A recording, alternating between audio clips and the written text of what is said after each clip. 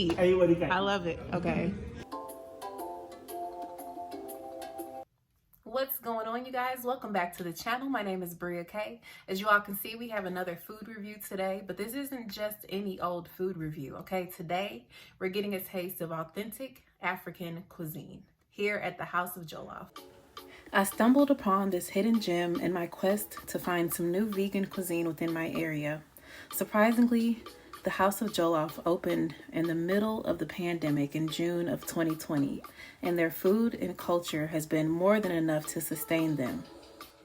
Reigning from Ghana, West Africa, the owners sought to infuse American cuisine and traditional African flavors together so that Americans may have the chance to try out African cuisine in a way that is familiar to them.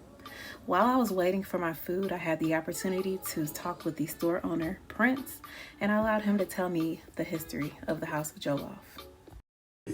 All our meals are vegan at the base, so you change it by the kind of protein you put on there. You can get chicken, beef, tilapia, duck, cheese steak, chicken cheese, catfish, tofu, or boiled egg.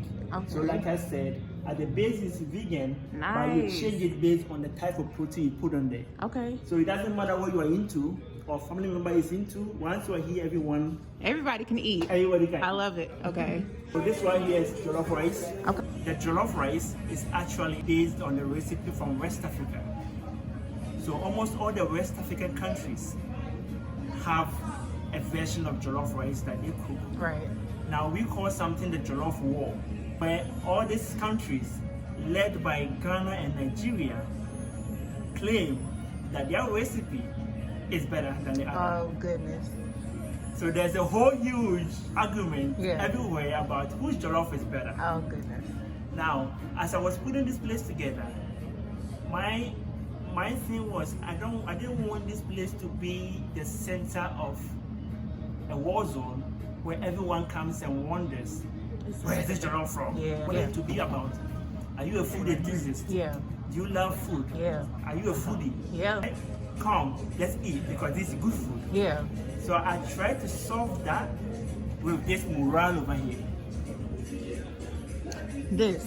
On the mask they are wearing represents the flag colors of the African countries that are most popular for the jollof rice.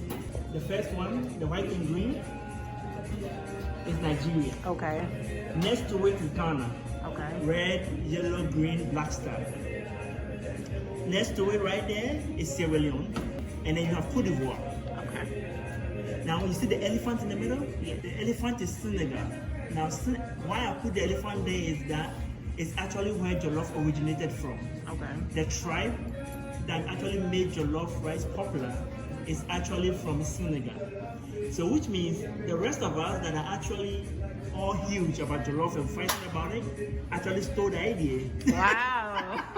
So nobody has the best jollof. Nobody has the best jollof. So you're paying respect there. Exactly. And giving credit. I love it. So the thing is that when you walk in and they ask me, is this a kind of jollof for Nigeria, jollof for Senegal or whatever? I say, no, look at the wall. Yeah.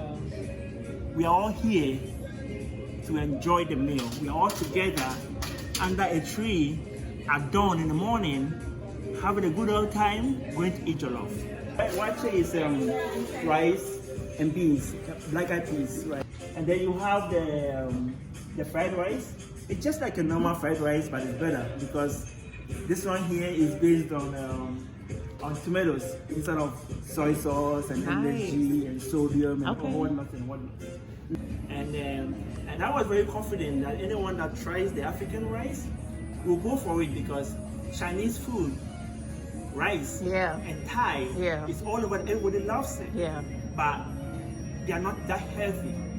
But then when you take the African rice, the jollof rice itself, it's cooked in tomato puree with African spices. All those are rich and very flavorful and very nutritious, right? And then each of those rice, you can put the same into your wrap. Nice. So you have the jollof rice, very flavorful.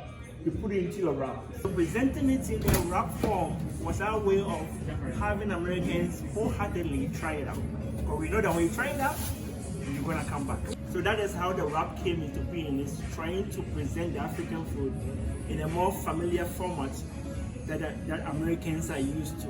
Ooh. With your lettuce, your bell peppers, onions, and your dressing. Yeah. Right? Egusi, the soup, right? The soup. Okay. And there's another soup. The rice without the stew by itself. I just wanted to get the. And they were kind enough to allow me to sample quite a bit of food. As you can see, I'm here enjoying it. I ended up buying quite a bit of food, and I'll have that food review up on my channel directly after this video. So stay tuned. And then, we got the whole tilapia. Yeah. Whole tilapia, of course, we got the eyeballs and head on it. Yeah. Most people are afraid of the eyeballs, but I love the eyeballs. Do you eat it? Do you eat that? Really? Okay. All right. So it's good. Maybe you think it's nasty. No. I mean, I'm open for everything. It's really good. Well, you're vegan, so you wouldn't not know. me, but I don't judge. Cheers. Yeah. To try everything. Oh yeah. Now, we have egusi. Egusi is spinach, collard greens, and melon seeds with African spices. Now, the melon seeds are actually plant-based protein, so it's very, very, very nutritious. Wow. And then you have the skumariki, it's greens, right? It's tomatoes, onions, collard greens, and spinach. Okay. With, again, some seasoning that we put on there. Very good. Goes with either white rice or fufu. Fufu is like a dumpling. Okay. Like a thick mashed potato. That you eat with your hands, right? Yes. Okay, I've seen that. Yes. Then fried plantains. Ever have fried plantains? I have. I love them. Yes. Spicy goat, spicy beef, spicy chicken, bone wings, and then your salad. So that's it. The food is the language here. End of the conversation. In Ghana, where the recipe is based, we don't even know what a wrap is, right? What? Yeah, we don't. You just eat it as is. Yeah, just... so there is no burrito. There's nothing. We don't wrap nothing up. Wow, I didn't know that. And you'll be surprised that the wrap is catching on. Most Americans like it. Africans don't.